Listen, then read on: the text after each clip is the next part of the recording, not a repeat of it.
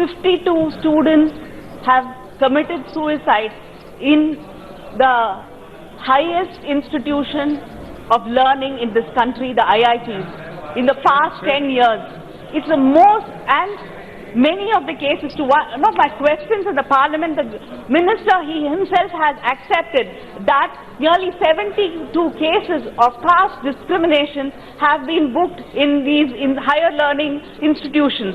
It is shameful. What are we teaching? What is the point of these institutions if this is what we are going to do to our students? Fatima Latif was sent to IIT with a lot of promise.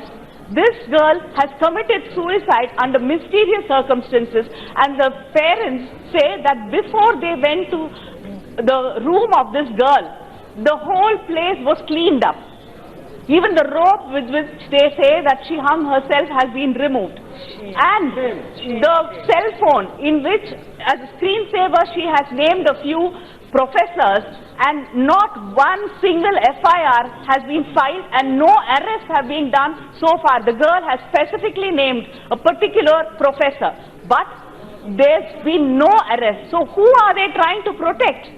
Why has the professor not even been called for interrogation? And sir, what is happening? The students are protesting there, sir. How many deaths, how much of discrimination can continue happening over there? And we can see that the IIT is saying that, as our colleague has already said, that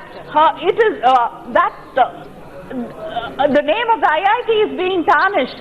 If students are going to kill themselves because of discrimination, and if this is going to continue, I think it is very fair that this institution cannot continue to function like this.